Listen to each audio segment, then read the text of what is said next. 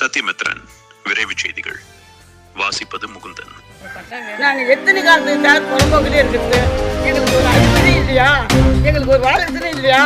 நாங்க இல்லைன்னா நீங்க சட்டம் எடுக்கணும். போய் தேம்பு உடம்பு சார், நாங்க உடைச்சி அதுக்கு உண்டான பதில் நாங்க கொண்டுட்டு வரோம் சார். அணை கட்ட அன்றைய முதல்வர் இடம் கேட்டதால் தங்கள் இடத்தை தாரை வார்த்து இன்று பல முதல்வர்கள் மாறியும் தீராத கிராம விவசாயிகளின் குமுறல். கையில் ஆதாரம் இருந்தும் ஆதரவில்லாமல் தவிக்கும் கள்ளக்குறிச்சி மாவட்ட கிராம மக்கள். கள்ளக்குறிச்சியில் உள்ள மணிமுக்தா ஆறு கல்வராயன் மலைகளில் தோன்றி 2 சிறு ஆறுகளான மணி மற்றும் முக்தா ஆறுகளின் இணைப்பால் உருவாகிறது.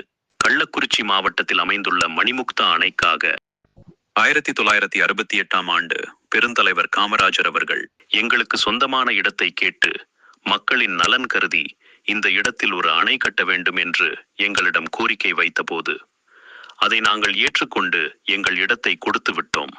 இந்த இடத்திற்கு பதிலாக வடதரசலூர் எல்லையில் உள்ள ஃபாரஸ்ட் இடத்தை 310 ஏக்கரை உங்களுக்கு ஒதுக்குகிறோம் என்று அப்போது எங்களிடம் உறுதி அளித்தார்கள். அப்பொழுது மந்திரியாக இருந்த மதிப்புக்குரிய கோவிந்தசாமி அவர்கள் தலைமையில் இந்த இடம் ஒதுக்கப்பட்டது. இந்த ஒதுக்கப்பட்ட இடமானது டி கார்டு என்ற அடிப்படையில் ஒதுக்கப்பட்டது.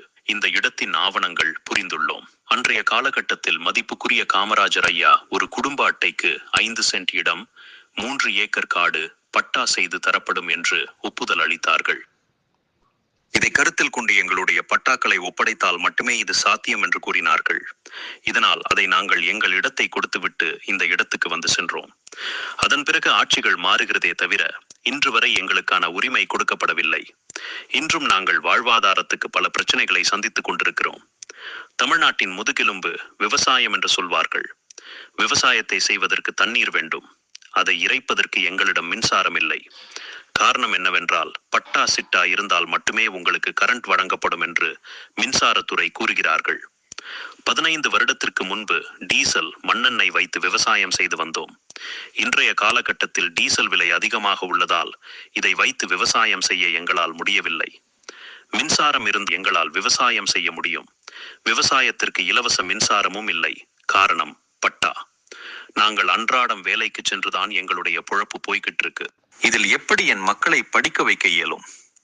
அதற்கு கடன் ஏதாவது வாங்கியாவது படிக்க வைக்கணும் என்று நினைத்தால் கடன் வாங்க முடியல. காரணம் பட்டா. பட்டா சிட்டா இருந்தால் மட்டுமே கடன் கொடுக்க முடியும் என்று வங்கியின் மேலாளர் சொல்கிறார். கஷ்டப்பட்டு வீடு கட்டி விடுகிறோம். ஆனால் அதற்கு மின்சாரம் தர மறுக்கிறார்கள்.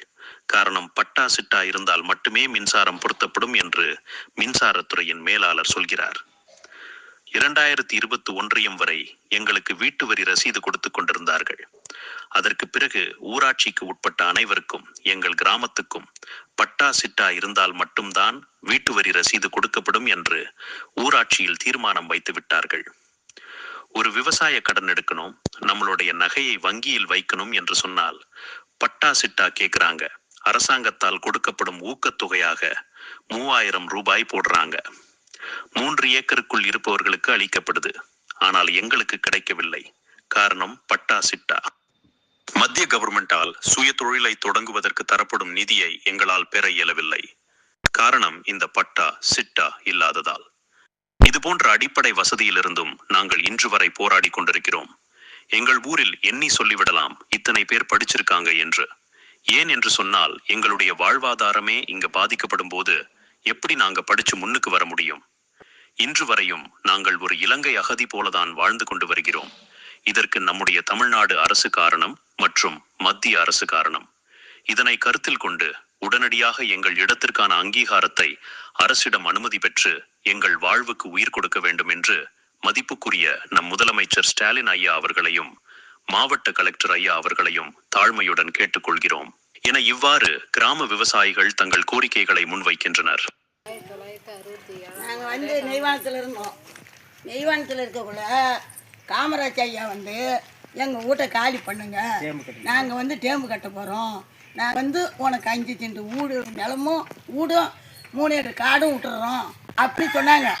உங்களுக்கு ஏரி கட்டி கொடுக்குறோம், உங்களுக்கு பட்டா வாங்கி கொடுக்குறோம் அப்படின்னு சொன்னாங்க. அவங்க காலமாயிட்டாங்க. காலமானத்துக்கு பிற்பாடு இருந்தவங்க எல்லாம் வந்து எங்களுக்கு எதுவுமே வாங்கி தெரியல சார். வாங்கிட்டேன். நாங்கள் இத்தனை ஆண்டும் நாங்கள் ஒரு லோன் வாங்க முடியல, ஒரு அது இது வாங்க முடியல. எங்கள் பிள்ளைங்களை படிக்க வைக்க முடியல. எங்களுக்கு ரொம்ப கஷ்டமாக இருக்குது சார்.